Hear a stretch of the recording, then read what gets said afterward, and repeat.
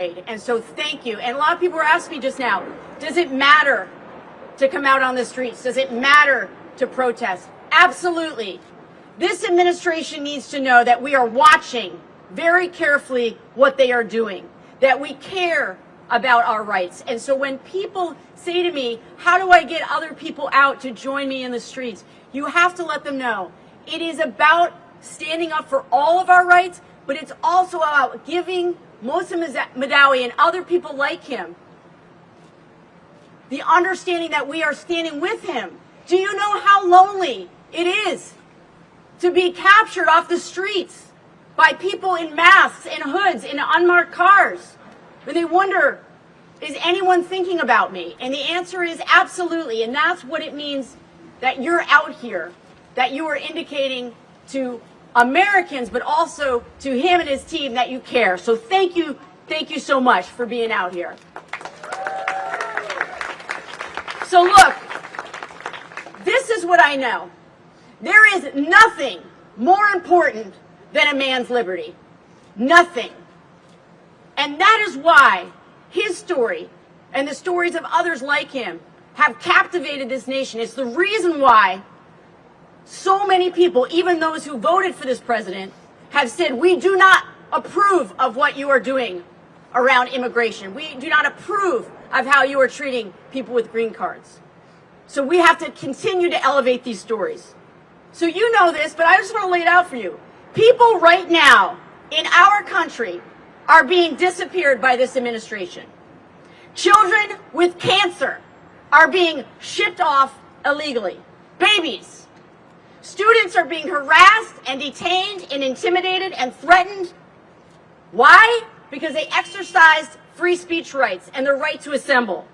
These are the rights that are basic to who we are or who we say we are as Americans.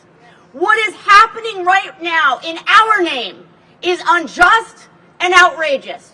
What is happening right now in our name is terrifying.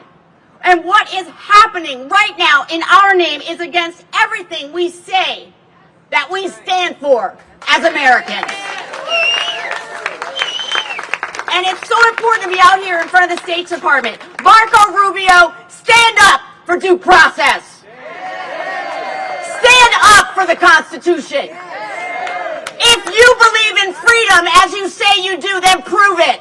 Prove it with your actions, not your empty words. I felt compelled to bring together this event. And thank you, Pramila Jayapal, for being with me. There are going to be other members of the House and Senate in just a few minutes joining us. I felt compelled to tell the story of Mohsen Madawi. As I said at the top, that he is a beloved member of the community in Vermont. Now, you may not know his story because there have been so many stories. How can we keep track of all of the outrageous actions of this administration? It's very hard to keep them straight, but these are people with stories, and we have to continue to uplift them. So look, here's what I want you to know. He's been a permanent legal resident in Vermont for 10 years. He's a student at Columbia University. And earlier this month, he was invited to his very last stage in achieving citizenship. He had gone through the entire process. It was the very last meeting he was supposed to have. But it was a trap. This is what our government is doing in our name. It was a trap. He was lured there with the promise of finally having citizenship. And what happened? He was arrested and detained with no charges given. No charges given. Rubio says he is a threat to our foreign interests. And yet, exactly, yes, he provides no evidence, no examples. It's clear he's being detained because he exercised free speech and because of his advocacy for Palestinian rights. And I have to tell you, if Trump's brown shirts are so proud of what they're doing, take off your masks when you go to arrest people. Pull down your hoods. Show us your faces. Because you are doing this in our name, and we will not stand for it. What happened to Mohsen Madawi is an outrage that every person of conscience should be appalled by. If it can happen to him, you know what I'm going to say. If it can happen to him, it can happen to you. Tomorrow, Mohsen has another hearing in Vermont. He must be released. They have no right to be holding him. He deserves to be home, furthering his studies, and not sitting in a jail when he is a threat to no one. We are out here because we understand that if we detain people for speaking their minds, we are not America anymore. We are not a free society. We are not a democracy. They are trying to silence him because, more broadly, the Trump administration is trying to silence us. That's what this is about. That's the plan. Intimidate, harass, bully, threaten so that we will stop talking. But we're not going to stop talking, and that's why it's so important that you're out here today. We're not going to stop talking. We are not going to stop fighting for justice. Every day, each day, we will hold this administration accountable. So thank you so much for lending your voice to this cause. I know it means a lot to Mohsen Madawi and his team back in Vermont. It matters that he sees people standing up for him. So thank you so much for taking the time. And now, I am so excited to introduce someone who knows what it's like to stand up for everyone in his state of Maryland. Senator Van Hollen wasn't going to let his constituent be shipped off to El Salvador without a fight. And Senator, we were with you in spirit, all of us. You were speaking for all of us. And he was there fighting for a man that you know his story well, Kilmar Abrego Garcia, a father, a Marylander, and just like all of us, deserving of due process. Let's hear it for Senator Van Hollen. Thank you so much for making time. Okay, my apologies, we're switching it up. I'm going to talk about another great man, my senior senator who's been crisscrossing this country, fighting for all of us. He is a hero to so many of us in the crowd. My senior senator, Bernie! Well, let me thank Becca for helping to organize this event, for all of you for being out here today. It's hard for me to add anything to what Becca has said. All of you know that Mr. Madawi of White River Junction, Vermont, has lived in this country and in my own state of Vermont for the last 10 years. He is part of the community there. In that decade, he has made many friends, he has built bridges, and he has used his voice to advocate for peace, justice, and dignity for Palestinians and Israelis. And as Becca mentioned, when Mohsen walked into an immigration office 2 weeks ago for what was supposed to be the final step, think about this, the final step in his citizenship process. He's about to become a citizen of the United States. He followed all of the rules, he followed the law. But instead of completing the process, Mohsen was illegally detained. Armed, masked individuals in plain clothes arrested him, forced him into a car, and refused to provide any information as to where they were taking him or why or what would happen to him. This took place in the state of Vermont in the United States of America. Now, not only was this action cruel and inhumane, most importantly, it was illegal, it was unconstitutional. Mr. Madawi is a legal resident of the United States, and like all legal residents and citizens, he must be afforded due process under the law. Unbelievably, and it is quite unbelievable, Mr. Madawi, up until this moment, has not even been accused, let alone convicted of any crime. And yet, tonight he remains in a jail cell. It goes without saying that if the Trump administration has any shred of justice in it, Madawi must be released immediately. And Becca made this point as well. This is not just about Mohsen Madawi. It is about you and you and you. If you can pick up a legal resident off the streets, throw him into a car, and put him in jail without any due process, that could happen to you. You don't like what the Trump administration is doing? Maybe they will do that to you. You don't like what the fossil fuel industry is doing? Maybe they will go after you. So this is a moment in history where we have got to stand up against Trump's moving this country to authoritarianism, because that's what we're talking about. Too many people have fought and died to retain democracy and the rule of law in this country.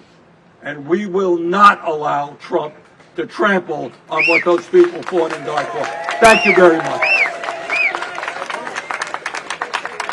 Thank you so much, Senator Sanders. Thank you. We know how busy you are. We really appreciate all that you're doing for all of us. So, as I said earlier, we are very, very honored to have Senator Van Hollen here. And so, without any further ado, since I gave him his big intro earlier, it all is still true. And we're so excited that you're here. Thank you so much.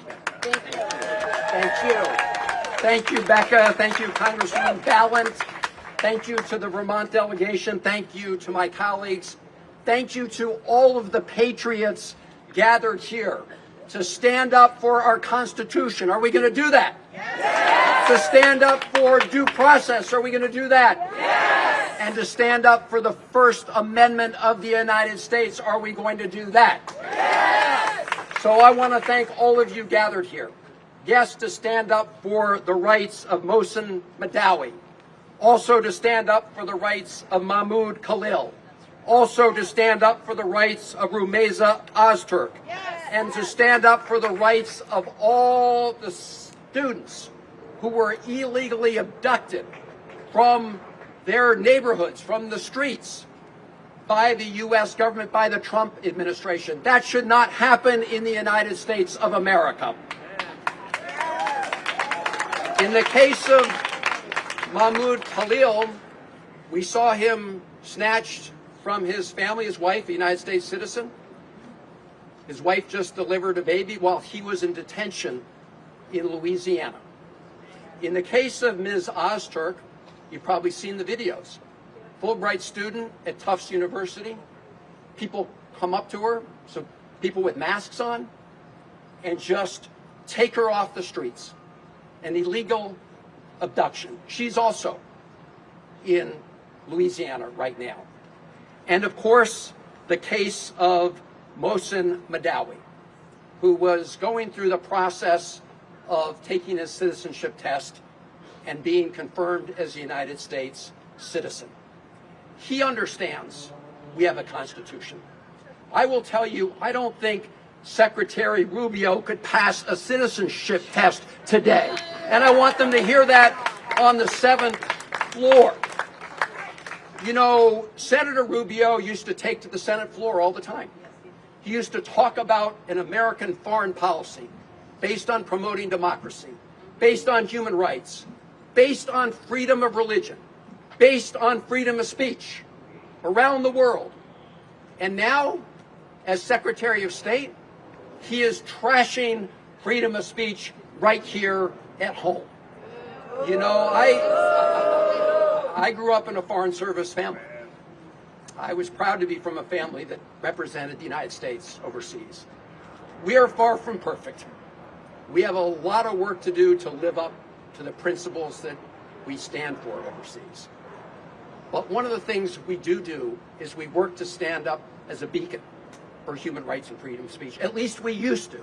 until the Trump administration came along, until Secretary Rubio came along.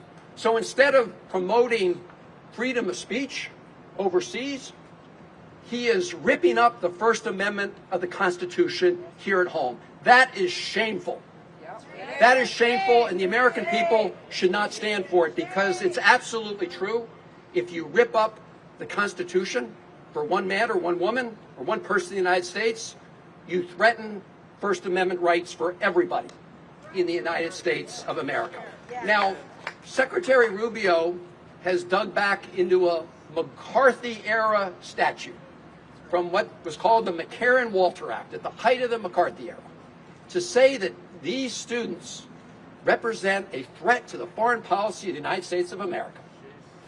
That is pathetic, right? We have students who are protesting or urging for Palestinian rights against the war in Gaza, and they somehow represent a threat to the great United States of America. This is a shameful and obviously wrong argument. And I really hope the judges and courts of the United States see right through that sham that Rubio has concocted. So instead of actually being Secretary of State and promoting freedom of speech overseas, he has become the porter-in-chief of students here in the United States, and someone who shreds the Constitution. But it's not only freedom of speech he and the Trump administration are shredding, it's other constitutional rights like due process. Thank you, Becca, for mentioning Abrego Garcia, Tomar Abrego Garcia. This is a man who was snatched off the streets of Maryland. He was driving with his 5-year-old autistic son, and all of a sudden disappeared into the U.S. detention system, and then taken by a plane where he couldn't see out the windows, didn't know where he was going, to El Salvador, and placed in one of the most notorious prisons in the Western Hemisphere. And the Trump administration had admitted in court, they had told the judge that he had been wrongfully abducted and deported. But instead of fixing their, quote, administrative error that landed him in the gulag, instead of fixing that, they decided to punish the lawyer who told the truth in court. And now we have a 9-0 Supreme Court decision saying they have to facilitate his return, which they are ignoring. And whether it's these cases of these students, like the 3 I mentioned, but others, if we don't stand up for their constitutional rights and their First Amendment rights, then shame on us. Because, as Becca said, what authoritarians and bullies, what they count on is all of us cowering in the corner. They want us to go away. They don't want us to exercise our First Amendment rights. So thank all of you as patriotic Americans, because we will not be bullied, and we will not be silenced, and we will stand up for the First Amendment and the Constitution of the United States. Thank you, great patriots gathered here. Thank you, Senator, and thank you for your leadership in going down to El Salvador. Thank you so much. Oh my gosh, I've got so many superstars behind me. I am just filled with so much gratitude that everyone has found time to be here today with all of you as we say, not in our name, not in our name, not in our name, not in our name. Thank you so much. The next person I would like to turn the microphone over to is a woman that I'm honored to serve with on the Judiciary Committee. She is the ranking member, soon to be chair, I hope, of the Immigration Subcommittee, Pramila Jayapal. Thank you so much, Representative Balint. The people of Vermont and Mohsen Madawi are so incredibly fortunate to have a leader like you, a champion like you, fighting for him and for all of us across the country. Look, I think this is an incredible display of power and of our resistance. And that is the only thing that is going to stop this administration from continuing to snatch and disappear people from across this country, on our streets, in front of our eyes, in our communities. And so today we are here to very clearly say, bring Mohsen Madawi home. This is enough. We will not tolerate it.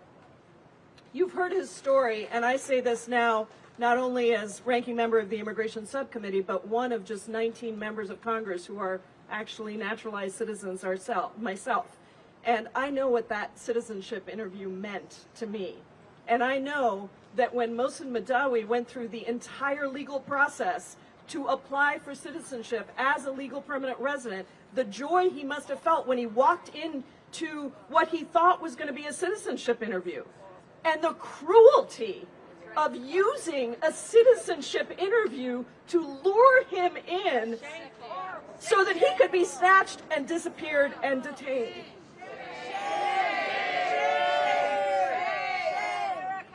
It is absolutely shameful, disgusting. I don't have the words to describe how horrific what is happening right now is. And I want to be really clear. The Trump administration lied and continues to lie to people across this country about what they were going to do and what they're doing right now. They said that they were going to deport the, quote, worst of the worst criminals. Remember that? They said that somehow those people posed a threat to your public safety. Instead, they are quashing the free speech rights that are afforded to every single person in the United States. And they are snatching and detaining and deporting U.S. citizens, legal permanent residents, people with legal status, and they are deporting them and terrorizing immigrants across this country. As has been said over and over, if they can do this to Mr. Madawi, they can do this to anyone. And that is the test here that I want you to keep thinking about. They believe that somehow they're going to be able to say that this is about what this person said about their advocacy for Gaza that poses this terrible foreign policy threat. Well, guess what? Here in the United States, you get to say whatever you want. Whether we agree with it, whether we don't agree with it, that is called free speech. It is uniquely American, and if Marco Rubio doesn't know that, he should not be Secretary of State.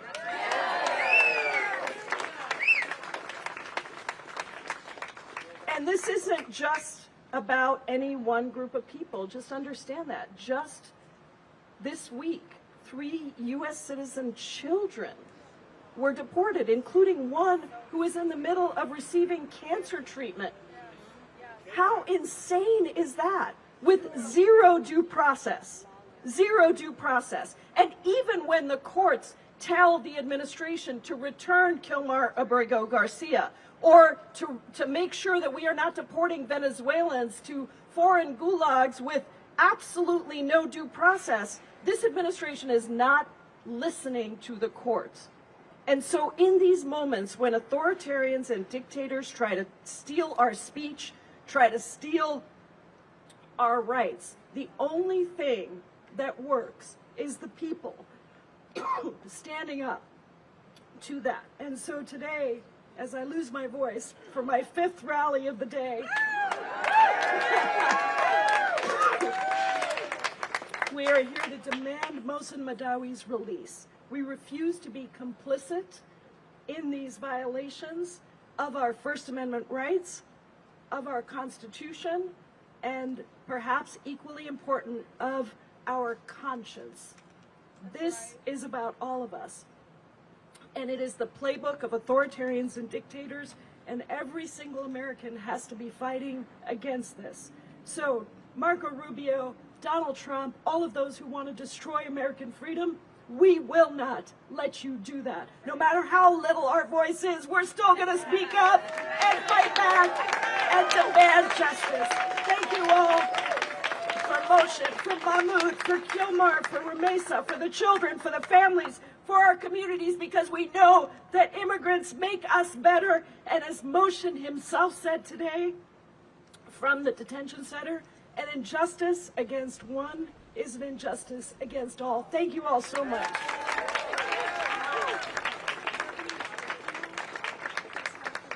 So if you are hearing this name for the first time, if you did not know the case of Mohsen Madawi, please listen. He gave an amazing interview on NPR last night. They replayed it again this morning. You will understand him better listening to that interview. You will feel like you understand what he is all about and why he is so beloved in his home community in Vermont. So thank you so much, Pramila, for being here. This next woman needs no introduction. She is a hero to so many in this country, talking about justice and liberty and freedom. It is my great honor to introduce Rashida Tlaib. Thank you so much to Becca. I got to tell you all, so I got a call from a friend of mine in Vermont. I have a lot of friends in Vermont. It's kind of cool state, yeah. And Becca, I got to tell you, remember I called and you're like, I'm on it. Yeah, I didn't even have to say anything. She's like, I'm on it. Remember that? I was like, okay, I didn't want to pressure you. I just got all these calls. But thank you so much for courageously, just unwavering. She was on it within hours. And I just want for folks in Vermont to know and the families to know she really is a true fighter, and she does it in such a beautiful, graceful, I wish I could be as graceful as she can, and about speaking truth to power. We all know the Trump's administration's attack on immigrants and students in our country, and you know, folks have trying to describe this. It's cruelty. It is. It's so cruel. That's the only way to describe it. It's so incredibly cruel and inhumane. It's more than shame, right? It's just absolute cruelty. You know, we know that they are kidnapping people and sending them to prison camps. That's what I call them in El Salvador, famous for torture and forced labor. You know, even hearing, I know Pramila talked about deporting the U.S. citizen children, including a 2-year-old and a 4-year-old or 5-year-old child that has cancer. And we know they're targeting, abducting students because of their First Amendment speech. It's not only Mahmoud Khalil, Rasmiya, and Badar, and so many others. And we know this is about whether immigrants, including lawful permanent residents in our country like Mohsen, enjoy the right to free speech guaranteed by the First Amendment. If the justice system does not protect people like Mohsen and Mahmoud and Rasmiya and all of us, then we know that it may include U.S. citizens next. We know that. That's fascism. There's no due process, no criminal charges. You all know this. No warrant. They have arrested even a judge on sham charges. We are living now in a fascist police state.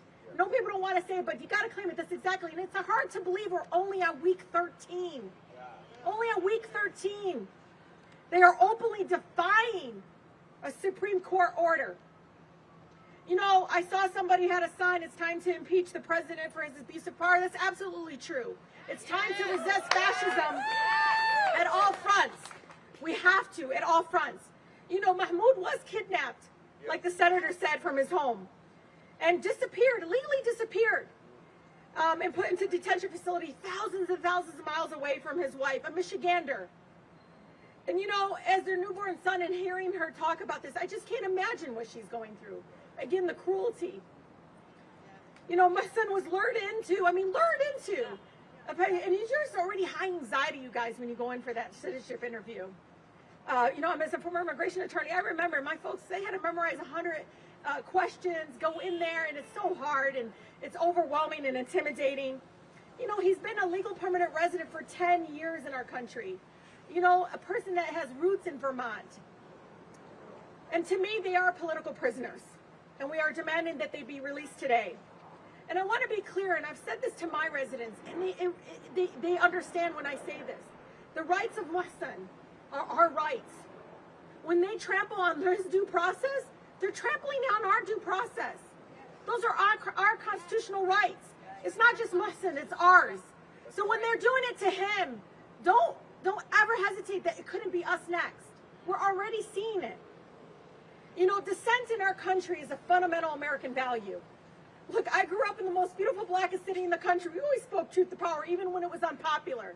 You don't have to always agree with us. You don't. But you have to respect our First Amendment right no matter what. And that's one of the things that I'm, you know, at this moment, it should alarm all of us. If we do not stand up and fight for freedom today, the fascist Trump regime will come for everyone. These are test cases, y'all, and they won't stop there. The fascist crackdown and attempting silence of the growing movement to save lives, no matter faith or ethnicity, and that includes Palestinian lives. Yes. You know, one of the things that I know from growing up again in this most beautiful community ever is that movement and transformative change and fighting and saving our country didn't come from Congress. It's truthful. It didn't come from Congress or the White House. It came from all of you. We didn't get the Civil Rights Act because somebody woke up and said, wow, that's a really great idea. We didn't get these protections because everybody thought it was a really great idea. It's when people organized in the streets and demanded that change. That's the power you all have. So continue to rise up to fight against this fascist regime. And I'll tell you, you can keep trying to come for all of us and think that it's only those that are speaking about Palestinian rights, but this is an American value. You can see at every corner of our country those saying save lives now. Palestinian children deserve to grow old. They deserve to be free. They deserve to live. And it's not going to go away, no matter how many folks you continue to target, because they're vulnerable and they're hanging in there and you're just grabbing them because you think, because we're going to turn our backs because their name is Rasmi or Mohsen or Mahmoud. We're not going to turn our backs on them because, again, their rights are our rights. So free them all, free them today, and to continue to watch, again, the American people rise up. Even folks that might not politically agree with us are rising up and understanding due process for all, constitutional rights for all. When you come for one of us, it means you're coming for all of us. And again, I want to thank Becca for this. You know, it is very, very difficult in maneuvering, again, around this, but she doesn't hesitate. And it's really refreshing when I see colleagues continue not hesitating. We got to fight fascism 24/7, y'all. We got to. It's not only resistance through the courts and litigation, but it's resistance in the streets, and resistance in Congress, and resistance with no hands out. You've got to continue to fight back. So again, thank you all so much for continuing to speak up to my colleagues. Continue to understand your name can be Becca or Mohsen. Our rights are the same. Thank you all so much.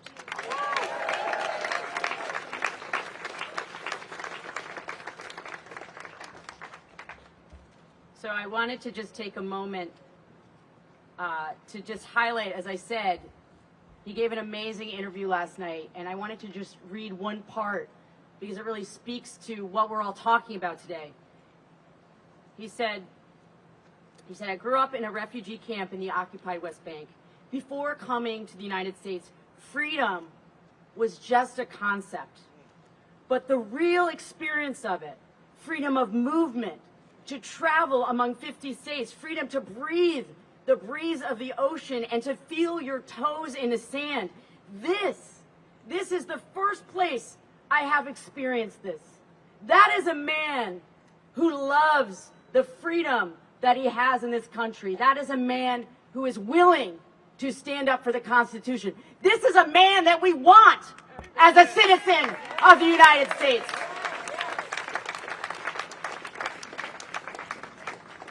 So I'm very, as I said, the team behind me is incredible. Next, I'm going to bring up Nydia Velazquez, who is from New York's 7th District. Come on up. Well, thank you all for being here, and Becca, thank you for bringing us together. Madawi is a graduate student at Columbia University. He's not a criminal.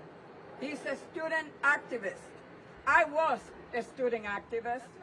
I've been put in jail like 12 times, fighting to get the Navy out of a small island in Puerto Rico called Vieques. I went to jail under Bill Clinton, fighting when we denied Haitian people to come to the United States because of HIV/AIDS crisis. And I did that because I knew that I had freedom of expression, freedom of speech, that I could convey my opinions without fear of being put in jail. And he is a legal resident of this country. On April 14, Mohsen was dragged away by armed agents when he showed up for what he thought was his interview to become a U.S. citizen. He was targeted by ICE because he spoke out against U.S. foreign policy, because he dared to stand for peace and Palestinian rights. He was singled out because the Trump administration wants to silence dissent. Over the past 3 months, hundreds of students have been targeted by the federal government for exercising their constitutional rights. Free speech and due process are not optional. They are supposed to be the bedrock of our democracy. When Senator Welch visited Mohsen, he said that he wanted to become a citizen because he believed in what this country is supposed to stand for. Well, those principles are under attack. Trump's assault on immigrants is an assault on free speech, on due process, and on the very idea that this country belongs to all of us, not just the powerful and well-connected.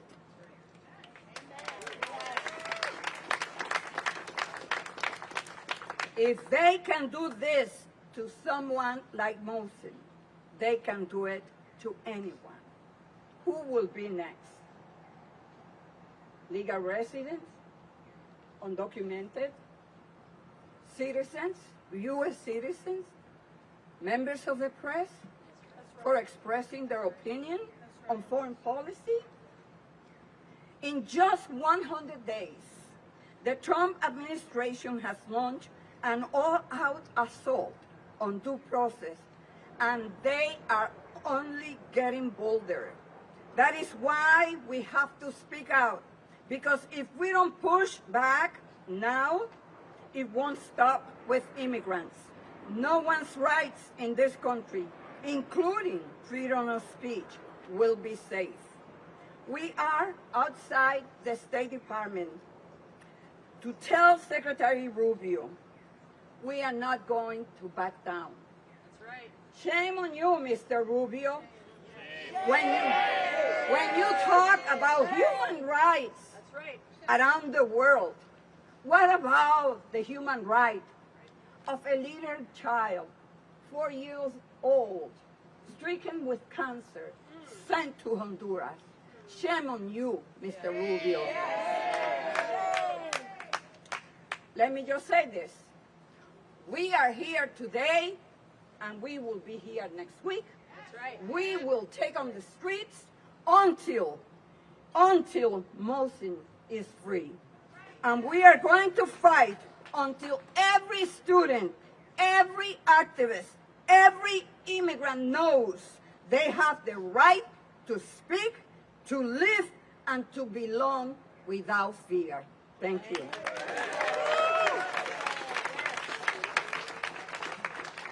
Thank you so much. Thank you so much.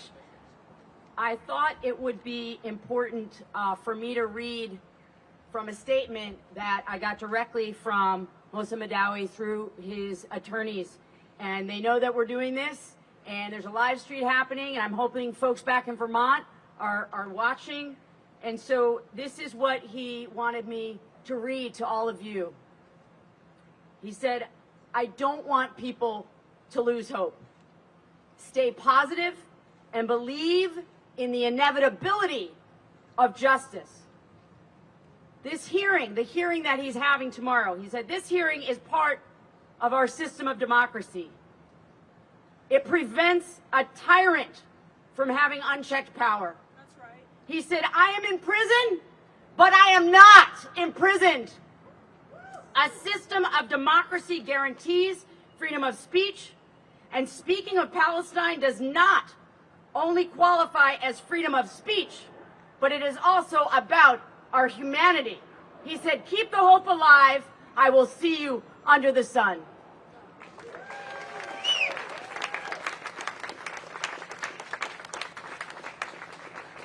So our next speaker is somebody who came into Congress in my class. He is a dear friend. He is someone who has, in his short but powerful life, been speaking truth to power about a lot of things, including gun violence prevention. He's a hero to so many across this country. I know I keep saying that for every speaker, but it's true. There's an incredible lineup behind me. It's my honor to introduce Mr. Maxwell Frost from Florida's 10th District. Well, thank you so much, and thank you to Becca for putting this together and for being a fierce defender for your constituents and for our rights. And the first thing I want to say, as a Florida man, is Marco Rubio is one of the biggest hypocrites in Washington, D.C. This is a man that, especially because of his Cuban heritage in the state of Florida, rose to prominence in politics by pointing fingers at every country around the world, talking about their human rights abuses, talking about the repression of activists and organizers, and now he's doing the same damn thing here. The same exact thing here. And people have been talking about this, but all throughout human history, authoritarians, right-wing fascists, they do the same thing. They get to a position and they're not satisfied with the power they have. So what do? They start tiptoeing with doing blatantly illegal things. Why? Because they want to see what they can get away with. They'll deport someone. They'll not give someone due process. And then who will they look to? They'll actually look to the people. They'll look to the streets to see if anyone's quiet. They'll look to the legislators. They'll look to the opposition to see if anyone says anything. And if it's quiet, they take that as a pass. And not only is it a pass if we're quiet, but if we're quiet, we are letting it happen. We are complicit in it happening. We've been talking about what could happen next, but we don't have to talk in a hypothetical. U.S. citizens have already been deported. Already have been detained in this country. And I also have to speak from a very personal place. I was born and raised Southern Baptist. I was literally dedicated in the church. I wanted to be a youth pastor my entire life. I am appalled that my faith is being used to persecute other people and other faiths in this country. Especially by a man like Donald Trump. That is selling Bibles with his name on it to make money. It's blasphemy at the highest level. And so he is another complete hypocrite.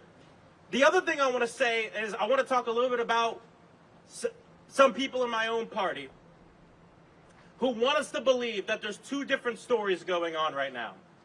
That one story are the Republicans and Donald Trump cutting Medicaid, Medicare, Social Security, nutritional assistance, the things that working people have earned and worked for, all to help billionaires. And then the other story is them impeding on our civil rights, deporting people because of their First Amendment rights, people like Mohsen, who are just saying that everybody, every human, every Palestinian deserves human dignity and life, and that these are two different stories. Bullshit. These are the same story. One is not a distraction from the other. Because the only way that you can cut Medicaid is if you destroy democracy. The only way you can take what's ours and give it to the billionaires is if you deport people and put them in prisons to scare them from going to the streets. These aren't two different stories. It's the same story. It's the same thing going on. They know what they're doing. And there's a reason they're doing it to very specific people right now. They want to see if their campaign to dehumanize Palestinians have worked. And that's why they're targeting Palestinian student activists. They want to see if their campaign to demonize immigrants have worked. That's why Kilmar Barrego Garcia and so many others have been sent to a place like El Salvador. But we're proving to them that their campaign has failed. It has failed because we see everybody as human. And more importantly, one of my favorite things to do at home is go to the citizenship citizenship graduation ceremonies. And the first thing I always tell everybody is, congratulations, today you don't become an American. And everyone looks at me like, wait, is he a bigot? What's going on? I thought he was woke. I say you've been an American since the day you got here and decided to be. Today you become a citizen. And that's the thing that these guys are not forgetting. Maybe they've never believed this, that the Constitution doesn't belong to people because of their status. It belongs to every person on this soil. And you want to talk about, they always want to talk about American exceptionalism, but then they want to take away the few things that actually make our system exceptional. The fact that every person on this soil has due process and the rules that keep us safe. What's the difference between someone kidnapping you in the middle of the night and ICE going and taking someone without due process and putting them in another country? Nothing. Absolutely nothing. So I'm proud to be here as a Florida man. I'm proud to be here as a man. No, hey, look, I used to say the great state of Florida. We're the beautiful state of Florida with millions and millions of working class people and immigrants who are fighting for our own rights in our country. And I've told people around the country this. What's happening now? Project 2025 is Florida 2024, 2023, 2022, 2021. We've been dealing with this in the South. Now the country is dealing with it. And we'll all work together to ensure that, of course, we free Mohsen, we free Comar Brego Garcia, we free Mahmoud, we free all these individuals and Americans who are having their rights taken away, and we will fight for our democracy in our country. Thank you so much. God bless you, and thank you so much. Thank you, Becca Ballin, too.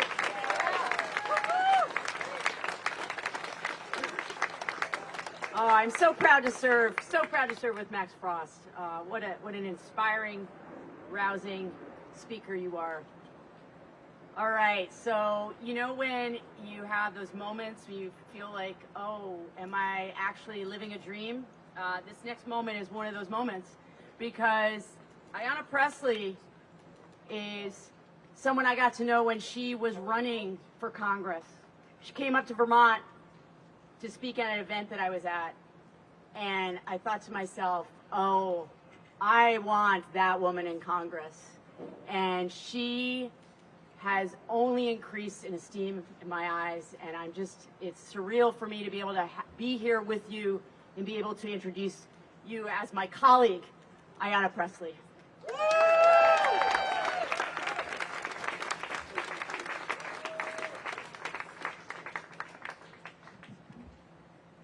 As I've said many times about Maxwell, I would follow him into any battle, but I lament following him on the microphone. First, let me just say to Congresswoman Ballin, I love saying that. Thank you for showing the world what solidarity really looks like, and for reminding people that values are verbs. They are things to be demonstrated, to be practiced. Not to just simply be espoused. And you challenge each of us to higher heights. I'm grateful for your leadership and for your bringing us together today. You know, we keep using the word shame, and this is a shame that we find ourselves here. And it is also a sham. These extremists acts to disappear people from society have nothing to do with immigration. They have nothing to do with law and order. They have everything to do with power. That's right. That's right.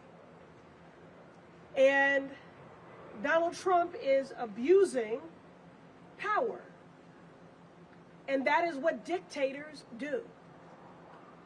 Dictators mean to silence any dissenting voices. And the only way to beat a dictator is with defiance. And that's what brings us all here today. I'm so glad that you all are awake. The other side wants you to be asleep. They're anti-woke because they want you to be, they want a citizenry that is ignorant and uninformed, that is indifferent to the suffering of their neighbors, and that is inactive. So you're already winning, and you give me hope and make it easier to practice the discipline of hope because you could have been anywhere else today, but you chose to be here to say that these abuses of power will not go unchecked. And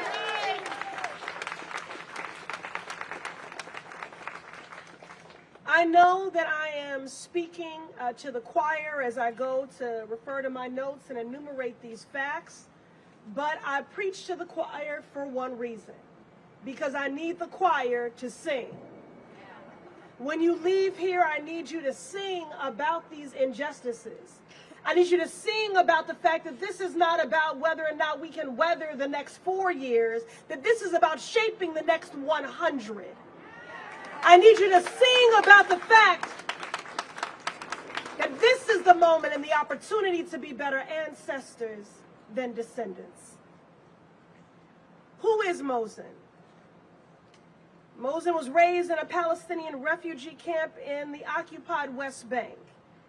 He is a man who loves and is loved, who is connected to family, who is connected to community. Mohsen is a green card holder and lawful permanent resident of the United States. Mohsen is a scholar, a senior at Columbia University and co-founder of Columbia's Palestinian Student Union. And now, shamefully, Mohsen is a political prisoner. Instead of celebrating his graduation and preparing for his master's program in the fall, he was on the verge of becoming a U.S. citizen after 10 years of living and learning and contributing in the United States. Instead, his life has been upended, and he is awaiting his future from the confines of a detention center. Shameful. In Donald Trump's America, Mohsen's story is becoming shamefully all too familiar to all of us. He was whisked away and disappeared off of the streets, just like my constituent, Somerville resident and PhD student, Rumesa Ozturk. Make no mistake, these abductions are not isolated. They are part and parcel of Trump's precise, intentional, and coordinated attack on our democracy and our constitutional rights. They serve no purpose other than to silence dissent, restrict due process, and to sow fear in our communities, which is exactly how a dictator operates. But again, we will not allow these abuses of power to go unchecked or unanswered. Last week, I went to conduct some real-time oversight. I visited our sister Rumesa Ozturk and our brother Mahmoud Khalil in Louisiana at the ICE detention facilities where they are being held. Allow me to digress for a moment to remind people that this is a for-profit carceral system. And the same way that there are billionaire corporations that benefit from for-profit prisons and mass incarceration, the same billionaire corporations are benefiting from for-profit detention centers and the disappearing of immigrants. These things are all connected. So if someone at home is saying, why should I care about this? If you care about mass incarceration, you need to care about mass deportation. If you care about mass deportation, you need to care about mass incarceration. So last week, I went for a wellness check. It was also, again, real-time congressional oversight. What I saw and heard from Rumesa and Mahmoud was harrowing, heartbreaking, and infuriating. Mahmoud spoke of growing up in Syria under Assad. He said, I know what an authoritarian regime looks like, and this is it. Rumesa thanked me for being there along with my colleagues in our Codel and said the women of this detention facility have questioned if God has forgotten about us, if the world has forgotten about us. They are being denied proper medical care, deprived of sleep. They're not receiving nutritious meals, no religious accommodation. A nurse without consent removed Rumesa's hijab. The cruelty is the point. Look, family, what's happening to Mohsen, Rumesa, Mahmoud, and so many others is a damning injustice. They've been charged with no crimes and are being detained simply for exercising their right to free speech, for speaking out about the Israeli government's genocide in Gaza. Now, let me be clear. Regardless of your position on that issue or any other, this should outrage everyone and anyone with a moral conscience. I did not journey to rural Louisiana because I am a Democrat. I journeyed to rural Louisiana because I'm a human being who gives a damn about other human beings. In America, we have a fundamental right to freedom of speech, and that's what makes us who we are. So this blatant, flagrant violation of our First Amendment rights through these abductions should outrage everyone, regardless of your personal beliefs. And as I close, because our freedoms and our destinies are tied, in his letter to Angela Y. Davis, James Baldwin wrote, "If they take you in the morning, dear sister, they will surely be coming for us that night." And that is the truth. Today it is Mohsen, it is Rumessa, it is Mahmoud, and tomorrow it could be you. It could be you for reading a banned book. It could be you for suffering a miscarriage. It could be you for practicing diversity, equity, and inclusion. So today we refuse to accept these abuses as inevitable. We demand due process and accountability for all. And we will keep working to protect our Constitution and everyone who calls this country home. Free Mohsen Madawi, free Rumessa Aztar, free Mahmoud Khalil, save our democracy. This is not about weathering the next 4 years. This is about shaping the next 100.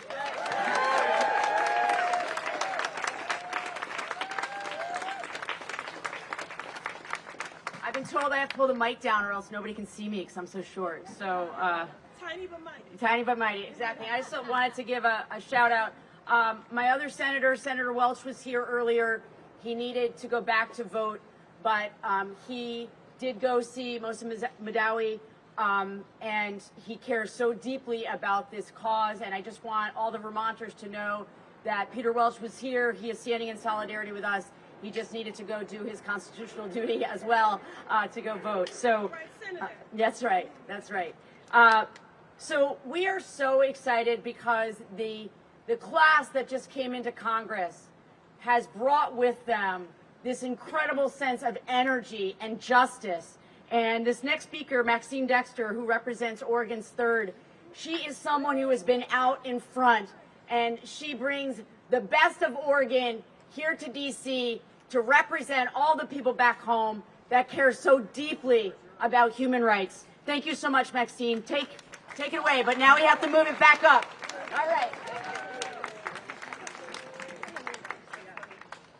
All right, thank you so much. I have to first just say what an honor it is to work with these powerful, incredible leaders. And the people of Oregon gave me this opportunity, and I will do with it the honorable things that I can, and will stand up.